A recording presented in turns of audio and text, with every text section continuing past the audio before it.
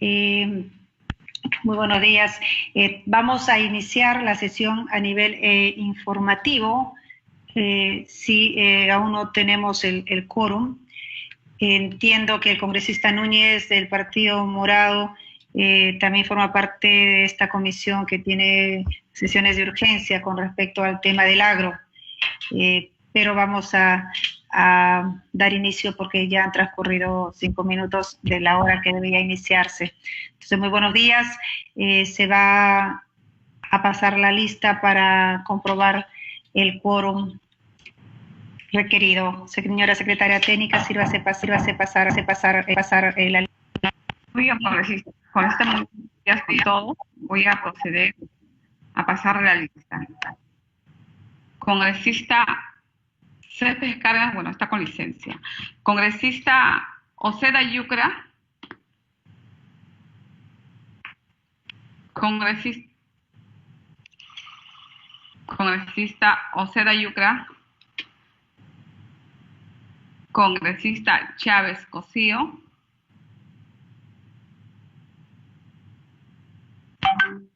Congresista Zárate Antón.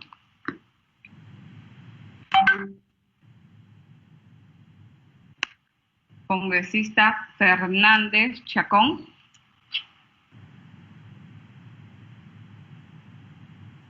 Congresista Quispe Apaza.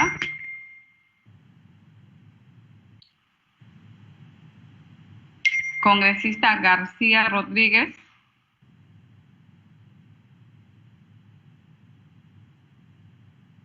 Congresista Almerí Beramendi.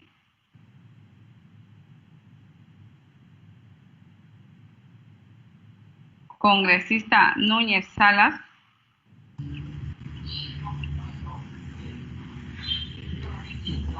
Congresista Omonte Durán. Presente. Congresista Meléndez Félix. Congresista Pantoja Calvo. Buenos días, Pantoja Calvo, presente, buenos días. Muy bien, congresista. Congresista Mamani Barriga.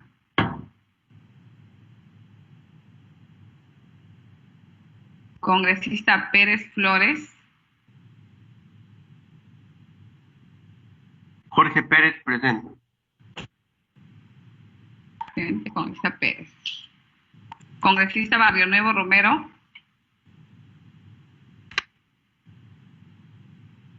Congresista Vázquez Becerra. Cecilia García presente, señorita Mara, por favor. Muy bien, congresista Rodríguez, que ha registrado su asistencia. Congresista Burga Chupiondo. Señora Presidenta, tenemos la presencia de 4 señores congresistas que han registrado su asistencia. El quórum para la presente sesión es de 6 congresistas. Sí, se puede iniciar como sesión informativa. Muchas gracias, secretaria técnica. En vista de que aún no tenemos el quórum reglamentario, pero dándole la bienvenida y el agradecimiento a los y la señora congresista presentes, iniciamos nuestra sesión a modo informal y apenas se sumen los demás congresistas ya daremos inicio a la sesión formal de nuestra que competía el día de hoy. Presidenta. Despacho. Como punto 1, señores congresistas, tenemos el despacho. Se les ha hecho llegar la relación de documentos recibidos y emitidos por la comisión hasta la fecha. Si alguno de ustedes quisiera tener copia de estos documentos, puede hacer la solicitud respectiva. Presidenta, Presidenta, Jorge Pérez le saluda. No vamos a tocar el punto de la aprobación del acta anterior que correspondía al punto número 2 en vista de no tener el quórum necesario. Presidenta, no sé si me logra escuchar. Pasamos a la ascensión de informes. Si algún congresista quisiera hacer un informe, tiene el uso de la palabra.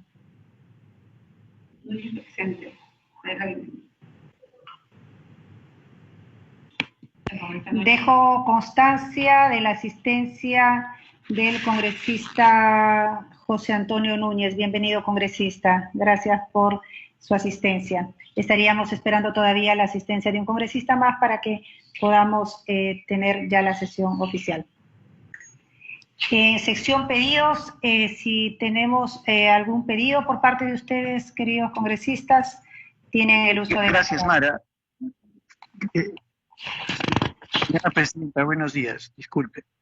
Bien, iniciaríamos ya el orden del día, la estación en la que tendremos la exposición del señor Javier Efraín Olivera Angulo, PhD en Economía, sobre el estudio denominado Reformando el Sistema de Pensiones en Perú, costo fiscal, nivel de pensiones, brecha de género y desigualdad. Señor Javier Olivera, le damos la más cordial bienvenida, le agradecemos por su apoyo y le concedemos el uso de la palabra. Adelante, por favor. Sí, buenos días, señora congresista. ¿Están viendo mi pantalla, mi presentación? ¿La he podido compartir? ¿Se puede visualizar? Sí, muy bien, se está visualizando. Ahora voy a ponerle en modo completo. Jorge Vázquez presente, señora presidenta, va a disculpar.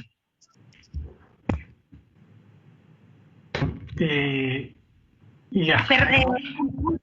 Disculpe, Javier, por favor, vamos a dar la bienvenida antes de que inicie la exposición ya al señor Jorge Vázquez, que también está presente, y en vista de que ya tendríamos el quórum reglamentario, por favor, completemos la sección número 2 que estaba pendiente, que era la aprobación del acta anterior.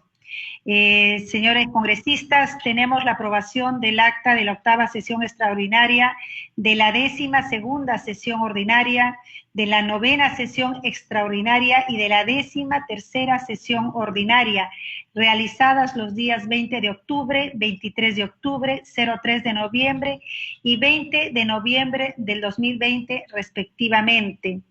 Si algún congresista tuviera alguna observación, lo puede expresar en este momento. No habiendo observaciones, se dan por aprobadas. Muchísimas gracias. Nuevamente bienvenidos, queridos congresistas, querida congresista. Y ahora sí, iniciaríamos ya oficialmente nuestra sesión ordinaria, siendo las 10:13 minutos. Iniciamos la 14ª sesión ordinaria de la Comisión Especial Multipartidaria encargada de evaluar, diseñar y proponer el proyecto de ley para la reforma integral del sistema previsional peruano. Bienvenidos. Adelante con nuestro expositor. Gracias. Sí, buenos días. Más bien, muchas gracias por la invitación. Estoy contento de poder colaborar en este tema tan importante para Perú. Y lo que voy a presentar hoy en día es un resumen del último estudio que he podido realizar, que apenas lo he colgado el domingo pasado, así que es muy nuevo, es una primera versión que obviamente se irá enriqueciendo a medida que lo vaya presentando más y tenga más comentarios de diversas personas y autores, ¿no? Lo que yo he querido hacer en este estudio es de alguna manera dar números, simular escenarios para los distintos modelos de pensiones que se han ido presentando y recomendando en las sesiones que ustedes han tenido. De hecho, han tenido muchos expositores de diversas instituciones que les han dicho distintas formas de reformar el sistema de pensiones, pero lo que casi siempre faltaba, salvo algunas excepciones, son números más duros sobre cuánto nos podría costar cada esquema, cuáles son los trade-offs, es decir, cuando una cosa aumenta, qué otro elemento del modelo no es tan bueno. Entonces, yo lo que quiero es aportar en eso, ¿no? Dar estos números. De hecho, hay varias cosas que ya no voy a mencionar porque ustedes ya están bien avanzados en la discusión de la reforma y ya entiendo que ustedes favorecen un sistema multipilar, un sistema donde haya una especie de riesgo individual, o sea, un fondo de riesgo individual, un fondo de riesgo compartido. De alguna manera están buscando ustedes diversificar las fuentes de financiamiento de la pensión, ¿no? Yo creo que es un punto positivo, creo que es un paso adelante poder tener un sistema multipilar. Pero claro, todos llamamos un sistema multipilar de nombre, pero el problema está adentro, que cómo funciona este sistema multipilar. Y es ahí donde hay varios problemas. Pero primero hay que empezar por en lo que hay acuerdo, ¿no? En lo que hay acuerdo es que debe haber un pilar básico, que sería la pensión 65 actual, que podrá ir incrementándose hasta convertirse en una pensión universal. Eso casi todos los expositores lo han propuesto y obviamente dependiendo de la caja fiscal se puede ir ampliando esa pensión no contributiva hacia un pilar universal. ¿En qué hay desacuerdo? En cómo es que va a funcionar el pilar contributivo. Es ahí donde hay posiciones encontradas, posiciones bastante opuestas, ¿no? Pero de lo que yo he podido analizar, de todas las presentaciones que se han hecho en el Congreso, he encontrado una especie de coalición extraña, pero interesante, ¿no? Por un lado, está la propuesta de las AFPs y gremios, como el gremio de seguros también, por ejemplo, que proponen un sistema donde todo sea capitalización individual y que el Estado más bien entre como un garante para pagar las pensiones mínimas o los complementos para las pensiones mínimas y además se encargue de pagar las pensiones del Sistema Nacional de Pensiones. Sorprendentemente, el MEF también apoya esa idea de que todo sea capitalización individual y la SBS también, pero con matices, ¿no? La SBS sí propone una generación de transición bastante larga. Ese es por un lado. Por el otro lado, tenemos un modelo mixto propuesto, recomendado por la OSDE, por el Banco Interamericano de Desarrollo y además por un documento del año pasado del Fondo Monetario Internacional. Ellos que proponen que se unan ambos sistemas, público y privado, y que subsista el sistema privado con cuentas individuales, pero que una parte también sea de reparto, es decir, que una parte también vaya a financiar un fondo de reparto como el que existe ahorita en el Sistema Nacional de Pensiones. No tiene por qué funcionar de la misma manera, pero la idea de ellos es que no se desbalance el sistema actual público, porque si tú de un día para otro sacas a los aportantes del sistema público, los metes a un FP, te quedas sin ese dinero para pagar las pensiones de esas personas, que más o menos son 5.000 millones cada año. Entonces la idea que ellos tenían era decir, bueno, del 10% del aporte, más o menos 3 puntos van a pagar ese sistema y 7 puntos van a tu cuenta individual para tu pensión. Eso es lo que proponen estos organismos internacionales. La OIT propone un financiamiento similar, pero ellos más buscan el reparto y la parte individual, de ahorro individual, ya es optativa. Pero ¿qué es lo interesante? Que en esta coalición de organismos internacionales, los sindicatos también están a favor de esa propuesta. Es decir, tenemos por un lado el grupo de organismos internacionales y sindicatos contra el gremio, ¿no?, de AFPs y el MEF y parte del gobierno. El BCR es un animal aparte, ¿no? Ellos han propuesto otra cosa que igual es interesante, que es hacer el sistema público un sistema de cuentas nacionales. Creo que tal vez hay que pedirle al BCR que desarrolle un poco más esa propuesta, pero ellos están un poco por fuera. Entonces tenemos estos dos grupos. Entonces lo que yo he querido recoger en mis simulaciones es, ok, simulemos el escenario que proponen las FPs, o sea, que todo sea capitalización individual, y un escenario mixto. Pero en este mixto también hay variaciones. Así que en este mixto voy a considerar dos variaciones que se las voy a explicar en un momento. Un momento, voy a bajar esto de aquí. Disculpe, que aquí ya hace frío, así que tengo que poner la calefacción. Entonces, tenemos tres modelos de pensiones. El primero es capitalización individual. La pensión depende exclusivamente del ahorro. La contribución completa va a tu cuenta individual y el Estado te garantiza una pensión mínima si cumples con los 20 años de aporte. Si no los cumples, igual el fondo que has acumulado también te puede servir para tener una pensión menor, ¿no? Es decir, no es que tengas cero monto, como sucede actualmente en el sistema público, no. El segundo modelo es el mixto con complementos. De aquí, una parte de tu contribución va a tu cuenta individual, por ejemplo, 8%, y otra parte más pequeña va a un fondo solidario, 2%. Las pensiones mínimas se van a pagar con este fondo solidario. Para aquellas personas que no llegan al monto de pensión mínima, se les complementa de este fondo solidario para llegar a ese monto de pensión mínima. Ese sería el modelo mixto con complementos o llamado top-up. El tercer modelo también es mixto, pero es con cuentas nacionales y me parece el más interesante de todos, ¿no? Aquí también una parte de tu pensión va a tu cuenta individual, a tu nombre, no pasa nada, es tu dinero, si quieres llamarlo de esa manera. 6%, digamos. Y 4% va a tus cuentas también individuales, pero se llaman nocionales.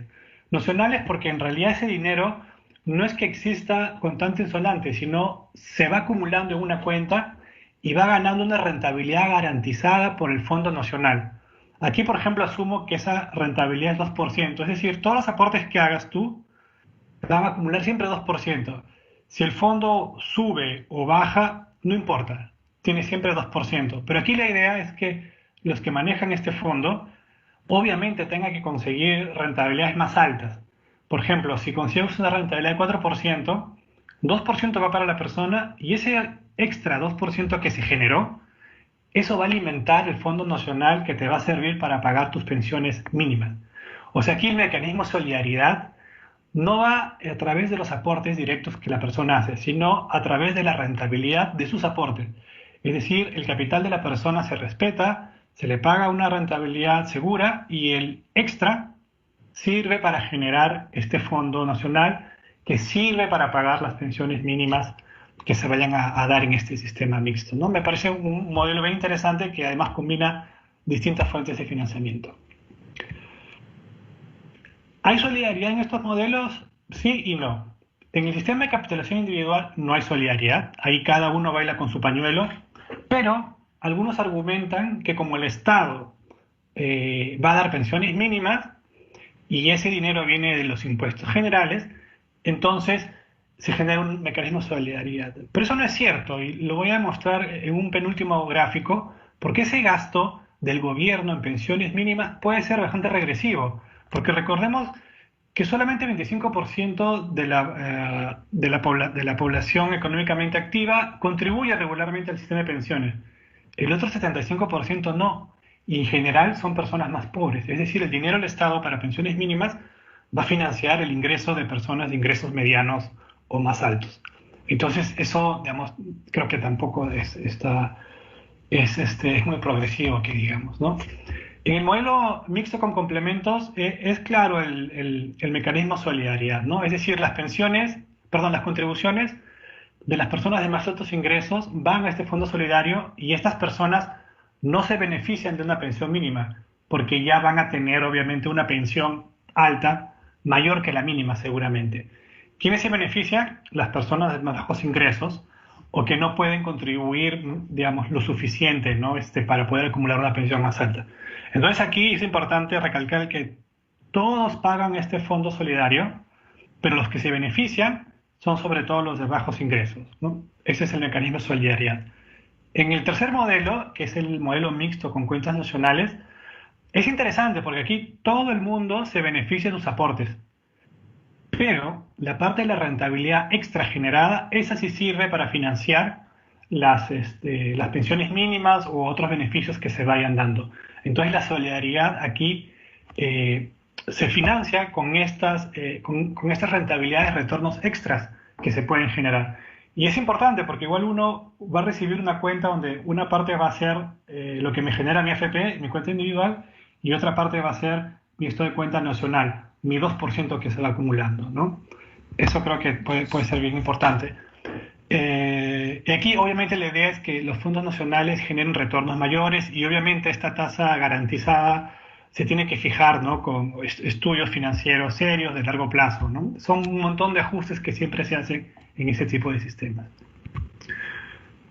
Acá hay un aspecto importante que las presentaciones que ustedes han recibido no necesariamente ha recibido la atención necesaria e importante del caso. Este es un problema fiscal súper grande, súper importante y los del MEF deben realmente hilar fino aquí. ¿Qué hacemos con las pensiones actuales del Sistema Nacional de Pensiones? Estamos hablando de 5.000 millones al año más. Si hay capitalización individual pura, es decir, todos pasan a un FP de un día para otro, entonces ya no tenemos contribuyentes para financiar eso. ¿Quién financia? El Estado. En un modelo mixto, en cambio, tal como aquí lo estoy configurando, parte de lo que se va a recaudar, que va a ir un fondo solidario, un fondo nacional, va a servir para pagar estas pensiones del sistema público, para que no haya un desbalance en ese pago, ¿no? Lo interesante también es que esto ha sido formulado por los organismos internacionales como el BID, la OECD, el Fondo Monetario. En el caso de cuentas nacionales, he encontrado también esta contribución en el estudio del BID. El BID en realidad propone varias alternativas. Una es la mixta de complementos, por ejemplo, algo parecido, y la otra es un sistema nacional. Así que esto realmente no es que yo me lo esté inventando, sino realmente es algo que está en la literatura y está en los informes técnicos que ustedes ya han recibido. Simplemente yo he querido ponerle un poco de números y comparar estos escenarios, ¿no? A ver, vamos a ver algunos aspectos importantes que toman cuenta en todos los modelos. El primero y el más importante, y que muchas veces, ¿no?, algunas personas malinterpretan, es que la propiedad de los fondos acumulados hasta el día de la reforma se respeta, se mantiene.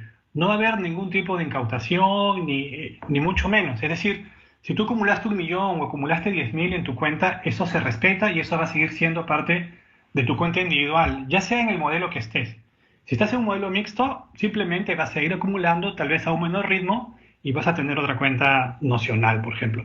Pero la propiedad de tus aportes se mantiene.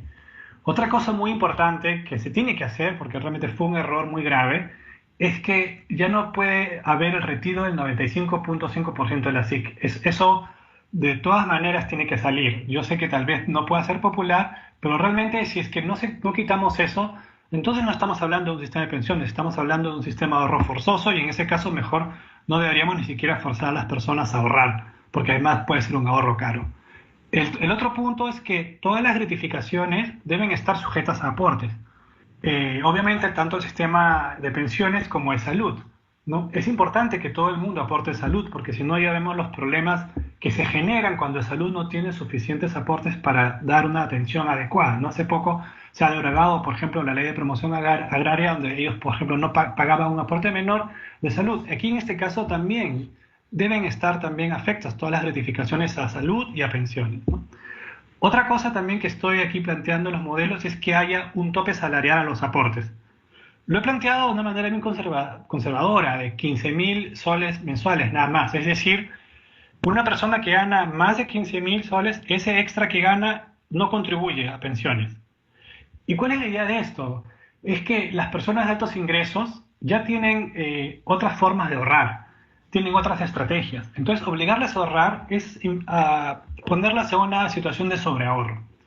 Además, estas personas siempre podrían ahorrar voluntariamente un FP. Tal vez esto podría presionar a las FPs para que desarrollen productos de ahorro voluntario más interesantes, ¿no? Y capturar a esa gente de altos ingresos. En otros países también hay límites a la contribución, ¿no? Por ejemplo, en Uruguay el salario máximo es $6.000, en Colombia $4.400 y en Chile $3.000. Esto además también lo pongo aquí porque me parece interesante para convencer y reducir la resistencia a la reforma de la gente de altos ingresos, porque al final del día lo que se está proponiendo aquí es implementar un mecanismo de solidaridad, ¿no?, dentro de una generación y entre generaciones. Obviamente la gente de más altos ingresos va a estar en contra de esto, porque va a estar de alguna manera obligada a contribuir a un fondo solidario del cual tal vez no se va a beneficiar todo lo que quisiera.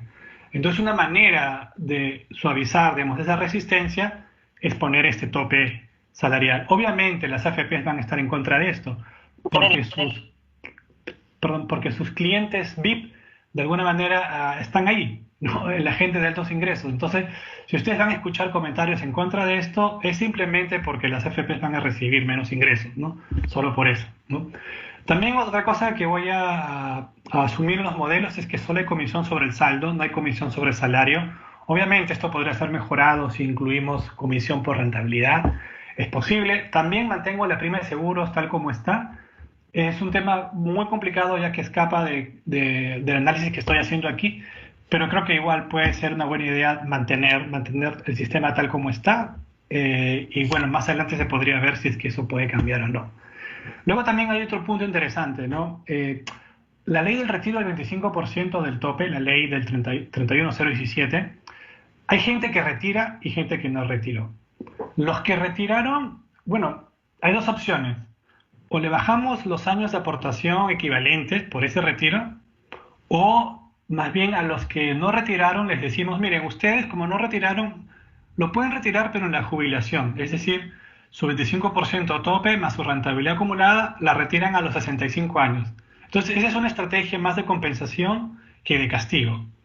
Ahora, con lo que se ha hecho hace poco de permitir el retiro de los 17.000 soles, eso no le puedo incluir en esta simulación, pero ya yo creo que eso ya es demasiado, ¿no? Así que eso debería de alguna manera ser equivalente a descontar años de aporte.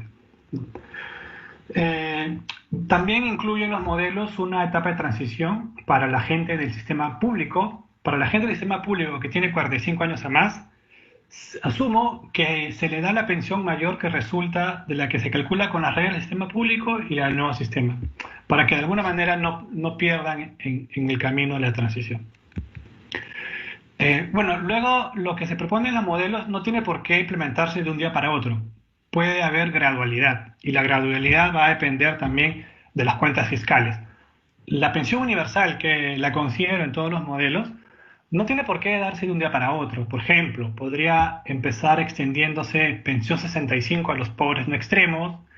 Luego, por ejemplo, podría darse luego con un calendario hasta el 2025 o 2030, hasta que, por ejemplo, luego 2025 o 2030 ya sea universal para todo el mundo. Es decir, hacer la implementación bastante suave.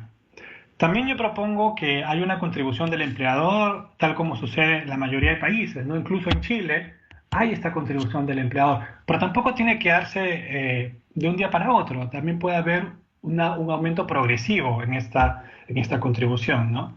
De repente puede empezarse en el 2022, luego puede subirse, ¿no? 5 años más tarde o 3 años más tarde hasta 2 puntos. Eso ya va a depender de los parámetros que se usen para el modelo mixto. Luego también va a haber una transición progresiva hacia nuevos gestores de fondos. Definitivamente las 4 FPs actuales que existen son empresas que ya tienen conocimiento del mercado, de cómo manejar inversiones. O sea, no creo que uno tenga que simplemente decir ya desaparezcan, que vengan nuevas. No, también podrían participar, pero obviamente van a haber nuevas condiciones para esa participación. Aquí hay un punto también que ha suscitado bastante controversia, ¿no? Que es la creación de una entidad de pensiones, ¿no? Yo no me voy a explayar en esto, pero simplemente quiero decir que me parece adecuado que haya una entidad autónoma, es decir, que realmente sea autónoma, y si puede ser constitucionalmente autónoma, mucho mejor, que centralice la afiliación, la recaudación de aporte, pago de beneficios, supervisión de inversiones, no manejo inversiones, y licitación también del Fondo Solidario Nacional. Es decir, una parte yo creo que sí debe manejar de este fondo, porque obviamente recordemos que van a haber muchos flujos de salidas de este fondo, así que ese dinero tiene que existir, tiene que ser líquido, pero otra parte obviamente sí se puede licitar. Y obviamente los patrones de inversión de ese Fondo Nacional o Solidario deben ser distintos a los patrones de inversión de los fondos de las AFPs comunes y corrientes que conocemos hoy en día, ¿no? Es decir, ahí puede haber un mix de público-privado, ¿no? Luego, los nuevos gestores de inversión, entonces, solamente se dedican a invertir y administrar los fondos de inversiones. Esto va a tener menos costos operativos que va a traer a nuevas firmas. Va a haber más competencia vía rentabilidad y comisiones. Va a haber competencia también vía otros atributos, y creo que es bien importante que también en el Perú ya, por ejemplo, se tomen en cuenta inversiones que se hacen, por ejemplo, en inversiones que respeten, por ejemplo, el medio ambiente, la sociedad, la gobernabilidad, o inversiones en firmas o en acciones de firmas, de corporaciones que no estén relacionadas al tabaco, al carbón y a las armas, ¿no? Es decir, yo como inversionista, como afiliado de una FP, yo no quisiera que mi dinero financie una compañía de armas, por ejemplo, o una compañía minera que se ha probado que contamina el medio ambiente. Entonces, ese tipo de reglas y límites también deberían existir en un nuevo modelo de pensiones para que las personas elijan en dónde quieren invertir, ¿no? Bueno, pasando ahora sí ya al punto de las simulaciones en sí. Quiero recalcar que ya hay algunos estudios que yo he hecho anteriormente. Ahora lo que presento lo he hecho con datos nuevos que gentilmente he podido recibir de la SBS y la ONP. Uso muestras representativas de sus registros administrativos, de los afiliados de ambos sistemas, con fecha de corte diciembre del 2019, o sea, son datos bastante recientes. En el caso de los afiliados del sistema público, tengo el 10% del total, o sea, tengo 449.000 personas, y en el sistema privado tengo el 2%, 140.000 personas. En total, tengo casi 600.000 individuos en mi muestra, ¿no? También tengo los pensionistas del sistema nacional, es decir, es una muestra bastante rica, bastante grande, pero claro, igual no tengo todas las variables que uno quisiera tener, pero sí las variables importantes como por ejemplo el género de la persona, el ingreso, la edad, por ejemplo, la fecha de afiliación, etc. Obviamente hay bastantes supuestos que he tenido que hacer con la data, pero todo eso está detallado rigurosamente en el informe, en el estudio que he hecho, que se puede descargar gratuitamente. Es importante considerar que en estas simulaciones no considero la inflación, o lo que es equivalente, los precios, salarios y pensiones crecen a la misma tasa, ¿no? O sea, esto significa que las pensiones van a crecer al mismo ritmo de la inflación, ¿no? Esto obviamente puede cambiar también, el modelo se puede adaptar para considerar otro tipo de crecimiento de productividad. En general, los modelos, digamos, bueno, no es muy fácil hacerlos, pero lo que sí es fácil es jugar con los parámetros, ¿no? Por ejemplo, yo cambio las tasas de contribución, quiero que vaya a la SIC 10 o vaya a 8, o quiero que vaya a la cuenta nacional 1, 2 o 3, eso se puede hacer, ¿no? Estos son el resumen de los parámetros. Aquí lo importante a tener en cuenta es que en todos los casos voy a asumir que la tasa de aporte del salario es 11%. Eso para ser equivalente a lo que actualmente existe. 11%, si le agrego la prima de seguros, que es 1.35, ya tengo que hay un descuento de 12.35 el salario, que es más o menos lo que observamos hoy en día, ¿no? En la ONP es 13%, pero en las AFPs puede ser entre 11.8, creo, hasta 12.8%. Entonces vamos por ahí. Entonces cualquier cosa que yo vaya a cambiar va a ser siempre de tal manera que la suma de las contribuciones sea 11% siempre, ¿no? Entonces, por ejemplo, aquí también asumimos la rentabilidad real del fondo de pensiones, que va a ser 4.2. La tasa de descuento de la anualidad va a ser 2.0. Todos estos parámetros los he cogido del estudio del Fondo Monetario Internacional del año pasado, que estudia el caso de Perú. Son valores que están en ese estudio y que además son muy parecidos a los valores que han usado en la OCDE y en el BID, ¿no? Como ven aquí, también asumo que está el tope a los salarios de 15.000 y además asumo dos pensiones garantizadas, ¿no? Aquí yo quiero recoger un poco la propuesta que hizo el MEF sobre las pensiones garantizadas en el sistema nacional. Yo creo que esa fue una muy buena propuesta y realmente es una pena que el Congreso simplemente la haya archivado. Es decir, yo quisiera más bien que si pueden revisarla, porque de alguna manera da pensiones a la gente que tiene al menos 10 años de cotizaciones o al menos 15 años de cotizaciones. Aquí en este modelo he rescatado esa idea, es decir, también se van a ofrecer pensiones a la gente que tiene al menos 10 años o al menos 15 años. Y si tienes 20 años de aporte, también tienes una pensión mínima. La pensión mínima es de 600 soles, que es muy parecida a la actual, que es de 489 soles mensualizada, pero también voy a suponer una pensión mínima un poco mayor, de 750, a ver qué pasa, ¿no? Bueno, ahora sí, los resultados principales de los modelos, ¿no? A ver, lo que está en el primer panel son los atributos de la reforma, los atributos del modelo.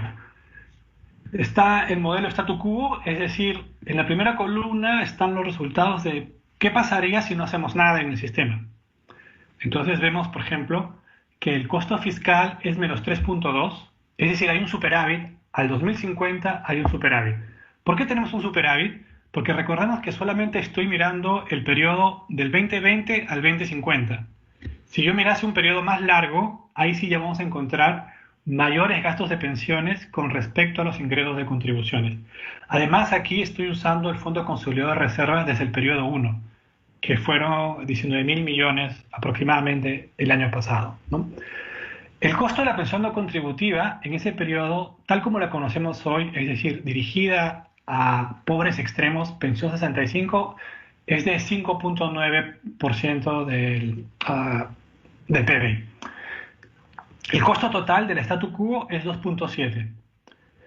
No, parece que no es mucho en realidad, pero 2.7% del PBI no puede ser mucho, pero ¿qué es la contrapartida de esto? Que aproximadamente para un tercio de estas personas la pensión es cero. 32% de las personas analizadas tienen pensión igual a cero, nada. ¿Qué más? ¿Qué va a suceder? Que la brecha de género en las pensiones es de 17%, es decir, los hombres ganan 17% más en pensión que las mujeres. La pensión promedio total, contando los ceros, es de casi 300 soles, nada más. Y la desigualdad medida con el índice de Gini es de 0.81, un nivel casi igual a la desigualdad de la riqueza en países en desarrollo, por ejemplo. Entonces, es un sistema barato hoy en día, digamos, alguien que solamente se preocupa de las cuentas fiscales diría, bueno, 2.7 del PBI no es nada en 30 años, pero las consecuencias sociales son terribles. 32% con pensión cero, una brecha de género de 17%, pensión promedio de 300 soles y alta desigualdad. Entonces, claro, a ver, yo creo que esta también es una de las razones por la que estamos queriendo reformar el sistema de pensiones hace tiempo, ¿no? Pero bueno, veamos qué es lo que proponen los otros actores que han tenido la oportunidad de presentar sus modelos y propuestas en la comisión de ustedes. El escenario 1. El escenario 1 es la tasa de aporte es 11% y ofrezco una pensión mínima de 600 soles. Este es el escenario de alguna manera promovido por las FPs y los gremios. Es decir, todo el mundo va a la capitalización individual. ¿Cuáles son los costos que se generan? En el 2020 al 2050 se genera un costo de 23.8% del PBI solamente en pagar pensiones del sistema público y en las nuevas pensiones mínimas. ¿Esto por qué sucede? Porque recordemos que ahora ese gasto de 5.000 millones que se tiene que hacer para pagar las pensiones ONP ya no lo hacen los afiliados del ONP, sino lo hace el Tesoro. ¿Por qué? Porque ahora esas personas, esos contribuyentes, ahorran para ellos mismos en su propia cuenta individual de una FP, ya no pagan esas pensiones. Por eso es que sale tan caro, sale 23.8% del PBI. Si a eso le agregamos el costo actual de pensión 65, 5.9 del PBI, tenemos que el costo total de ese escenario promovido por las FPs es de casi 30% del PBI en el periodo 2020-2050. Eso siempre y cuando no usemos, por ejemplo, pensiones garantizadas. Pero ¿qué pasaría si le agregamos las pensiones garantizadas? Es decir, en el escenario 2, le agregamos pensiones garantizadas por 10 años y por 15 años. El costo se eleva un poco nada más, se eleva hasta 33% del PBI. No son muy caras estas pensiones garantizadas realmente. Pero ¿qué pasa en el escenario 3? El escenario 3 sigue siendo obviamente también de alguna manera promovido por las FPs, pero es un escenario plus. Es decir, aquí considero pensión mínima, pensiones garantizadas y pensión universal. También cuando hemos tenido las presentaciones de la Asociación de FPs y FPs, ellos han dicho la pensión no contributiva está bien, puede ser focalizada y si es que hay recursos fiscales puede ser universal. Entonces imaginemos que hay recursos fiscales, le agregamos la pensión universal. La pensión universal va a costar 29.6% del PBI. Costo total de esa propuesta, escenario 3, es 56.7% del PBI. Digamos, 57% del PBI es lo que costaría un escenario de capitalización individual plus, es decir, con varias garantías. Creo que digamos, es chocante, ¿no? Pero esos son los números. Y eso solamente es hasta el 2050, ¿no? Si hacemos más simulaciones, seguramente digamos, esto va a salir más. El escenario 4 y el escenario 5 son los escenarios del sistema mixto. Es decir, aquí 8% va a tu SIC, 2% va al Fondo Solidario y 1% también va al Fondo Solidario, pero ¿quién lo financia? El empleador. Es decir, en el escenario 4 y 5 hay contribución del empleador de 1%. Entonces, aquí también sumamos, ¿no? 8 más 2 más 1 es 11%, siempre. En este caso, hay un superávit en el pago de las pensiones públicas y en las nuevas pensiones de 11.2% del PBI. El costo de la pensión universal es igual que antes, entonces el costo total de este escenario es de 18% del PBI. Mucho más barato que el costo del escenario 3, que es cuando todo es capitalización individual. Hay una diferencia enorme, ¿no? De casi 40 puntos del PBI. El escenario 5 es como el 4, solo que es más generoso. Las pensiones garantizadas son mayores y la pensión mínima también es bastante mayor en realidad, ¿no? Es el 25% más grande. En este caso, el costo fiscal es mayor también, obviamente, si eres más generoso, también hay mayor costo fiscal. Entonces, el costo fiscal es casi 25% del PBI. Pero lo interesante del escenario 5 es que si ven abajo, la brecha de género la reducimos hasta 4%. Es decir, los hombres ganarían apenas 4% más que las mujeres. ¿Y por qué se da esto? Porque los beneficios garantizados y las pensiones mínimas de alguna manera son los que te ayudan a buscar esa igualdad de género. Porque generalmente son las mujeres las que tienen menor ingreso, por ejemplo, o contribuyen por menos tiempo, y son las que más se van a ver beneficiadas con las pensiones mínimas garantizadas y pensiones universales, ¿no? Otra cosa que ustedes también tienen que ver aquí es cuál es la pensión promedio. Eso sí, en el escenario 3 la pensión promedio es 475, que es más alta que la del escenario 4.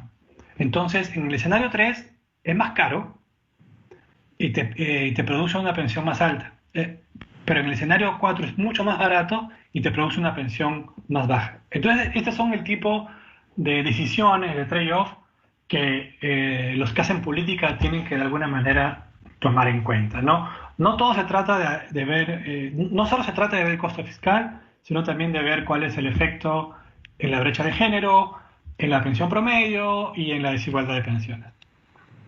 Ahora veamos los resultados para las cuentas, para el sistema mixto de cuentas nacionales.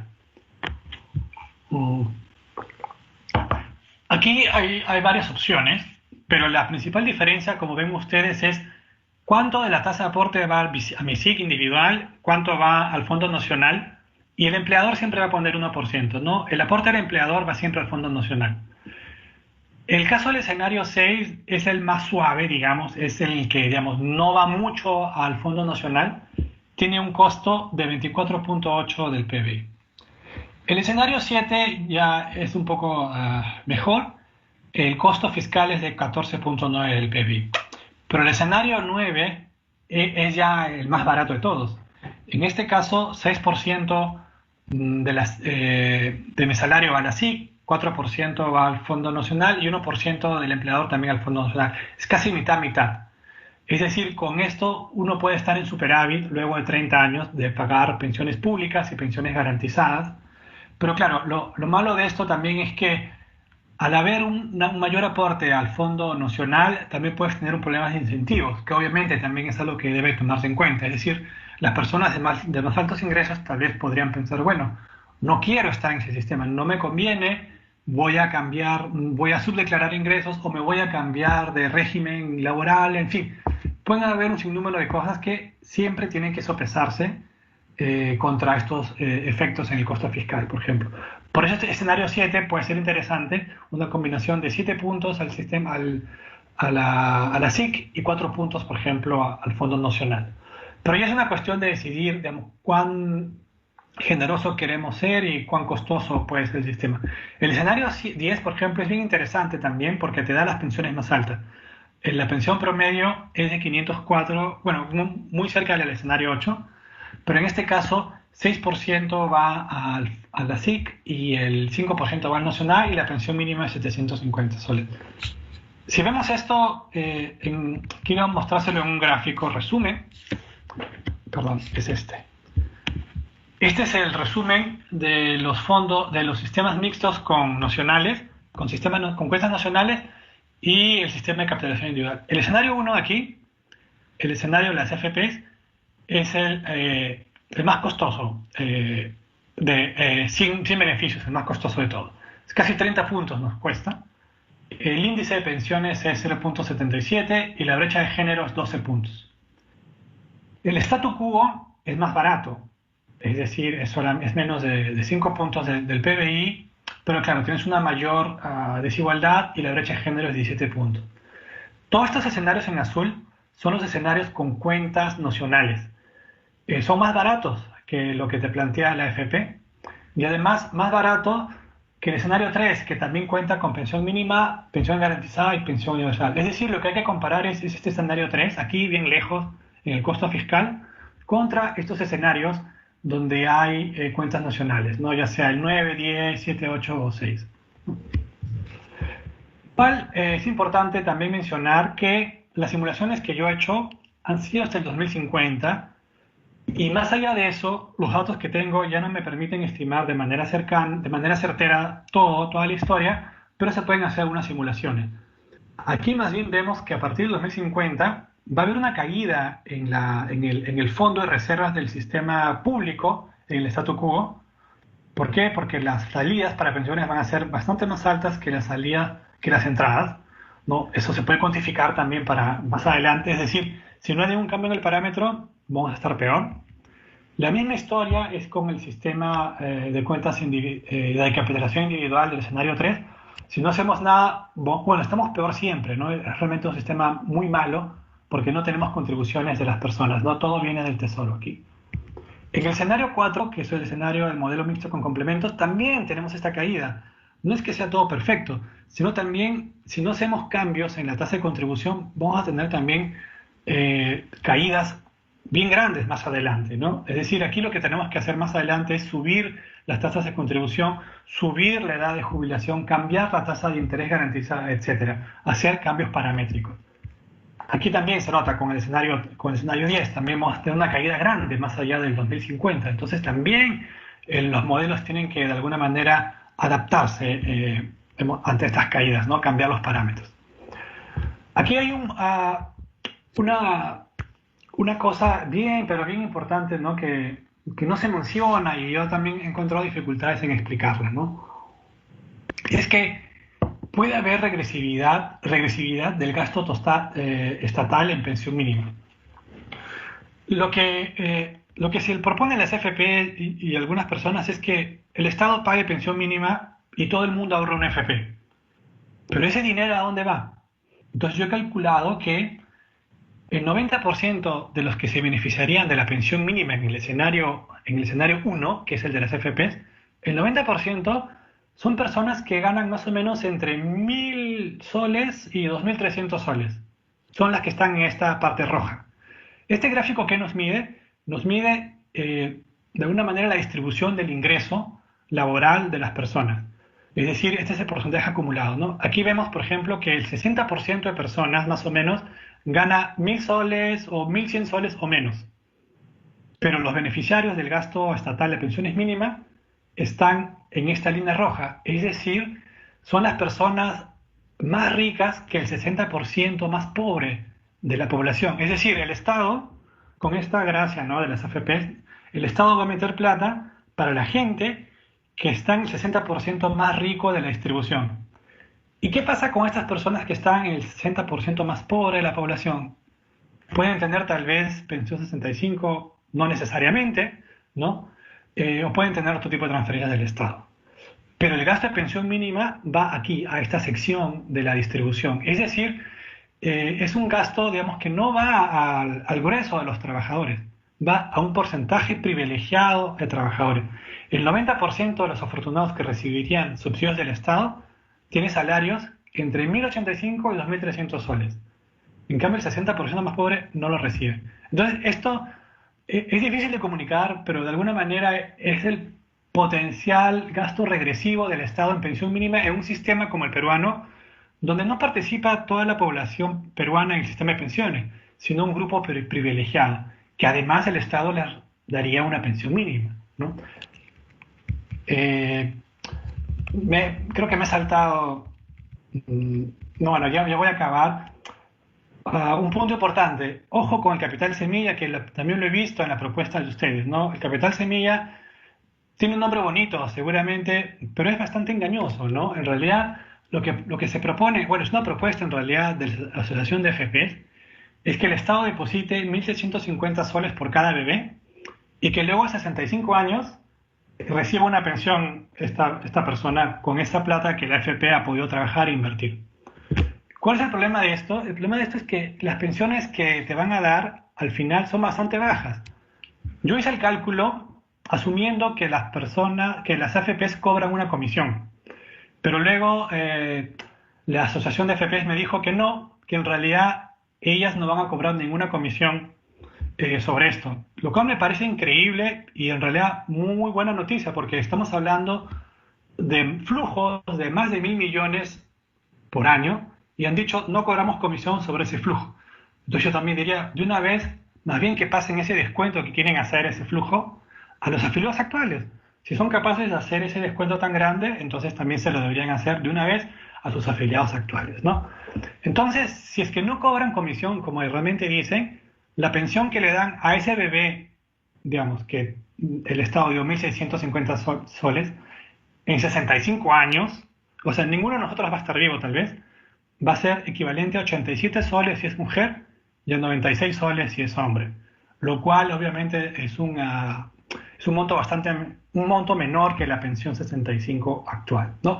Entonces realmente es una muy mala intervención, una muy mala política, porque además le quita recursos al Estado para hacer otro tipo de inversiones, ¿no? ¿Por qué el Estado va a darles a las AFPs 1.100 millones cada año, cuando en realidad ese dinero lo puede usar para otro tipo de inversión? Por ejemplo, inversiones en niñez temprana, que te van a dar un retorno mucho mayor en el capital humano de las personas, que a los 18 o 22 años van a estar trabajando en el mercado laboral con mejores capacidades, y no en 65 años, ¿no? Entonces, este tipo de propuestas suenan bien, tienen un nombre bonito, pero hay que ver los detalles y realmente son engañosas, ¿no? Entonces yo diría que por favor pongan mucho ojo en eso. Ya para acabar, creo que me he explayado mucho. Simplemente quiero decir que sí es posible tener un sistema mixto, donde los participantes de este sistema mixto se aseguran entre ellos. El Estado obviamente tiene que dar un buen marco institucional para regular las inversiones. Tiene que haber autonomía para el nuevo ente que administre o supervise el sistema de pensiones. No se trata de que el Estado haga lo que quiera con estos recursos, sino que realmente dé lineamientos bastante claros. Y eso sí, todos los modelos, al margen de mis preferencias o de otras personas, todos los modelos requieren ajustes paramétricos futuros, ya sea capitalización individual, como un modelo mixto con cuentas nacionales o con aportes complementarios, ¿no? Otra cosa, la pensión universal es muy importante y creo que sí se puede hacer, ¿no? Progresivamente, al menos, eso sí sería realmente una cosa muy importante que este Congreso pueda sacar adelante. Y yo creo que el MEF tal vez, si le plantean un plan de largo plazo, gradual, ojalá lo pueda aceptar. Bueno, muchas gracias. Hasta aquí. Gracias. Muchísimas gracias, Javier Olivera. Quería dar la palabra, por favor, a algunos de los congresistas que deseen hacer una reflexión o hacer una consulta en directo. Antes doy la bienvenida a la congresista Marta Chávez. Bienvenida, congresista. Veo que ya continuó su asistencia. Muchas gracias. Gracias, presidenta. Gracias. Sí, gracias. Gracias. Entonces, por favor, si desean tomar la palabra, los congresistas, por favor, si pueden anunciarlo.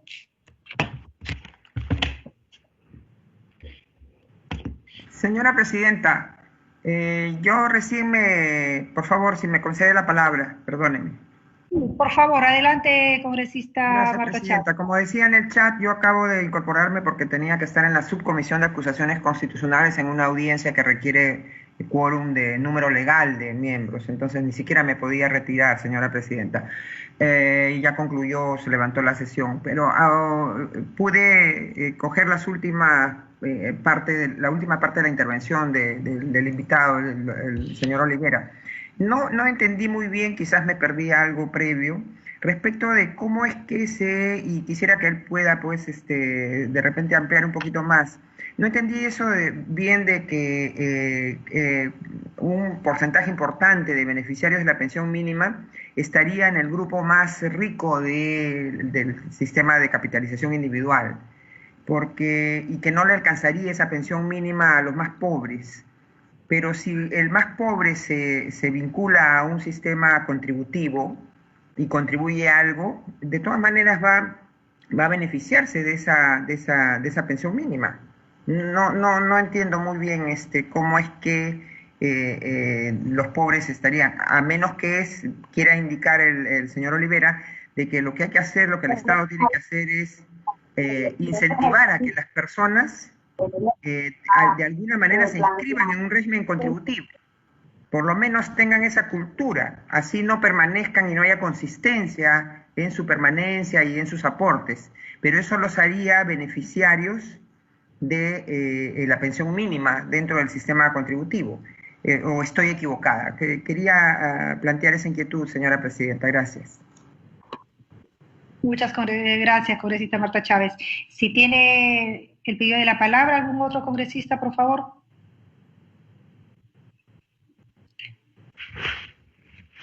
Bien, creo que antes de que yo plantee algunas reflexiones y consultas, podría responder nuestro expositor la consulta de la congresista Marta Chávez, por favor. Sí, claro, con mucho gusto. Voy a poner otra vez la gráfica.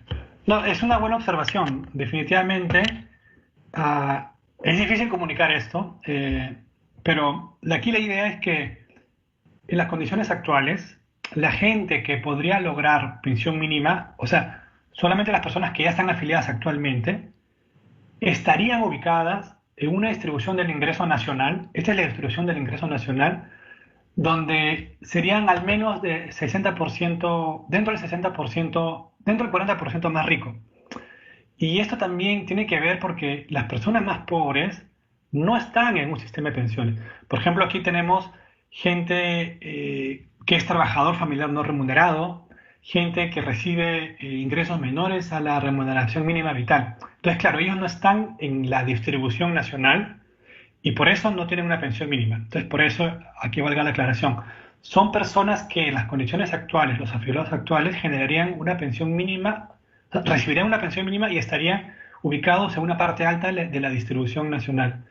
Obviamente, el segundo punto de la congresista es, si buscásemos incentivar la afiliación de esas personas más pobres, sí, obviamente, ese es un desafío grande. Estas personas más pobres deberían participar también en el sistema contributivo, porque al menos podrían obtener una pensión garantizada. Y, ¿por qué no la mínima? Sería muy bueno que eso ocurra. Ese es otro problema, otro desafío que yo no he abordado en este estudio, porque ya eso amerita realmente hacer otro estudio, pero sí, es cierto, esas personas deberían estar ahí dentro y esta curva rojita debería ir bajando más. O sea, la idea sería que toda la gente más pobre también esté también recibiendo una pensión garantizada, una pensión mínima, ¿no? Ese es el desafío, que esas personas se logren afiliar y contribuyan en algo al sistema contributivo, valga la redundancia.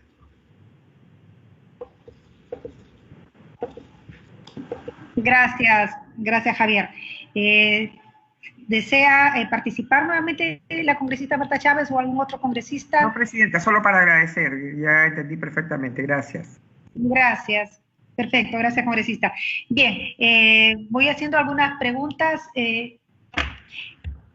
Una de ellas, por ejemplo, es, en su opinión, Javier, ¿cuál podría ser el costo fiscal de la reforma como un porcentaje del PBI que sea razonable para no afectar la sostenibilidad del sistema y las obligaciones financieras que tenemos como país? Eso es en primer lugar.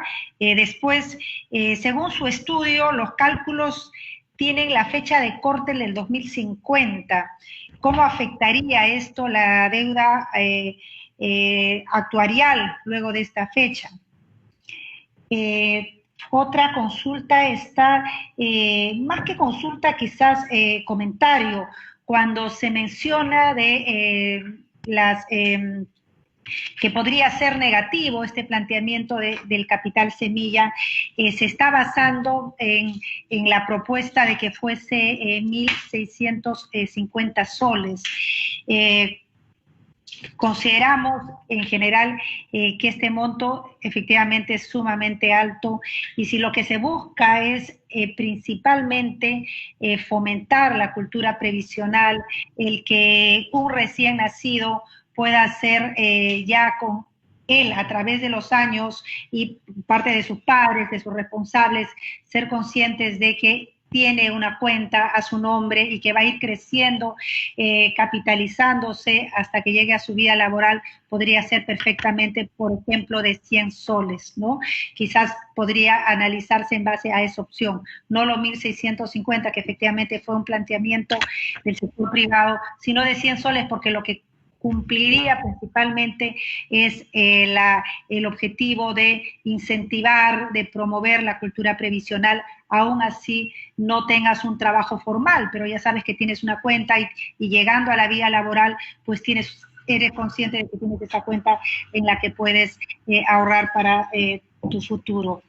Y bueno, y como último tema, si tienen mayor información o de qué países son los que es la aspiración que tenemos nosotros en lo que se incide en la comisión sobre saldo.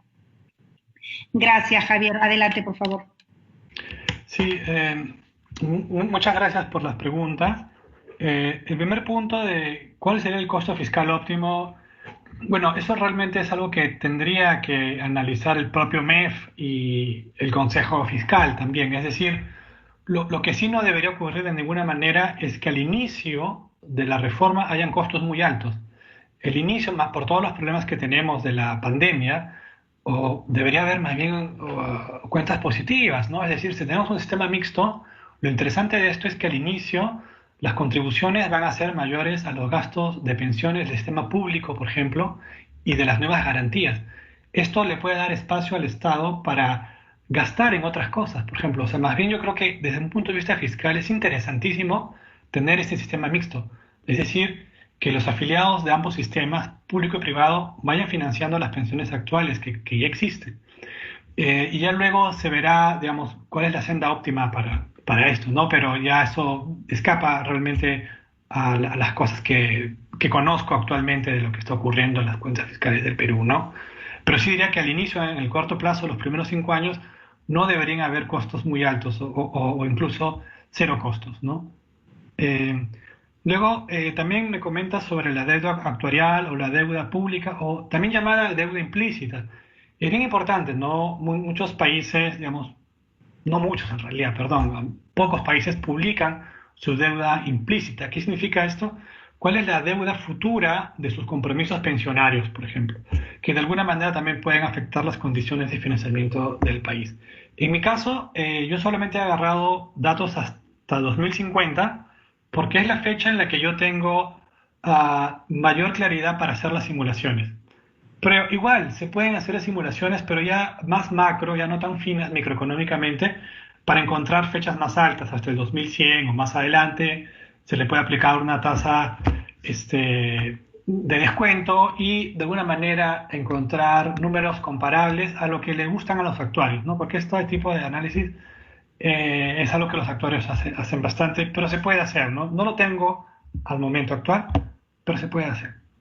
Luego el tercer punto era sobre el capital semilla. Sí, yo he cogido la propuesta que desarrolló el sistema privado, que es de 1.650 millones, pero aquí, perdón, 1.650 soles por cada bebé, pero aquí sí yo discrepo en que a un bebé yo le doy 100 soles o 1.650 soles y el bebé no tiene ni idea, ¿no? El bebé o los niños están pensando en otras cosas, es decir, no hay ningún incentivo en el comportamiento del bebé, tal vez en los padres, ¿no? Pero tal vez lo que sí se puede hacer es, por ejemplo, hacer una especie de afiliación automática cuando cumples 15 años. Cuando estás en tercero y secundaria, por ejemplo, en la escuela te empiezan a dar cursos de finanzas y previsionales, y de alguna manera te refuerzan la cultura previsional, y cuando cumples 15, ahí ya te dan tu cuenta. Ahí te dicen, mira, cumpliste 15 o pasaste a tercero de media y te damos tu cuenta con 100 soles si quieres.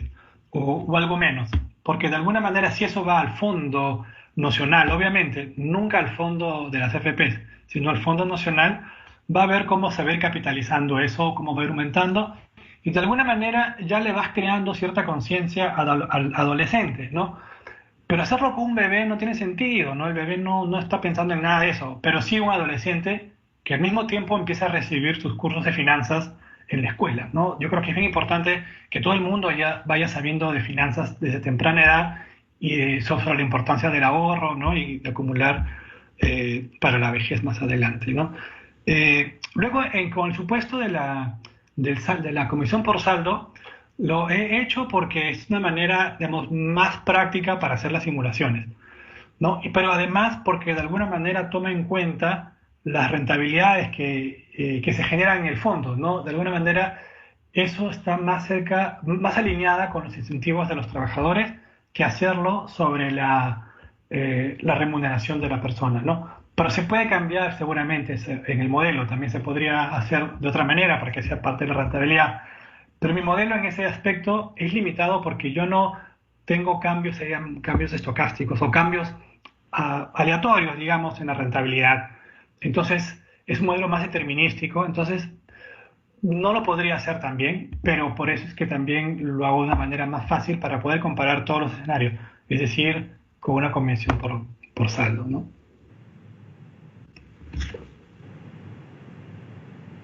No sé si con eso ya pude responder sus inquietudes. Perfecto, no, muy bien. Muchísimas gracias, Javier. Y interesante la posibilidad de que este capital semilla, bueno, evidentemente sí, el concepto era de que vaya a la cuenta nocional, podríamos llamarlo así, pero interesante que se tenga la opción de que dentro de este ánimo de educación financiera, cultura previsional, sea a una edad también de adolescente y que pueda incentivar mucho más a nuestros jóvenes. Bien, si hubiera alguna otra consulta, pero antes doy la bienvenida al congresista Fernández Chacón, que también está conectado a la plataforma.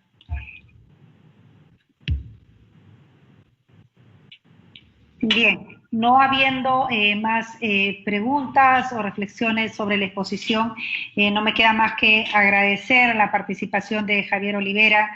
Tenemos su informe ya completo. Definitivamente es uno de los insumos más importantes que vamos a usar en la comisión, se lo agradecemos muchísimo. Era fundamental tener esa data, tener las proyecciones que ha podido hacer en este informe. Realmente se lo agradecemos muchísimo. Seguramente vamos a seguir contando con su apoyo ya en el trabajo técnico que estamos realizando para presentar a nuestro país la reforma que se nos ha encargado. Muchísimas gracias, Javier, y seguiremos en contacto. Muy amable. Muchas gracias por la invitación. Saludos a todos. Gracias. Gracias. Muy bien. Queridos congresistas, antes de levantar la sesión, pido autorización para ejecutar los acuerdos tomados en esta sesión sin esperar el trámite de la aprobación del acta. Si algún congresista tuviera alguna observación, por favor lo puede expresar en este momento. De lo contrario, el pedido se daría por aprobado.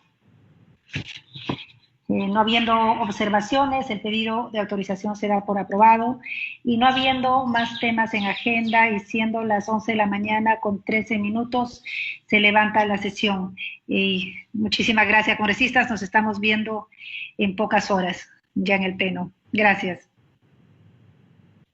Buen día, Presidenta. Buen día con los asistentes también. Gracias. Gracias, gracias. Saludos a todos, queridos colegas. Decirles que hay reuniones permanentes con los sí, solo para informarles, queridos congresistas, si todavía están conectados, que se está teniendo reuniones permanentes con sus asesores. Tengan la certeza de que el trabajo está haciéndose a ese nivel y los está avanzando positivamente. Muchas gracias.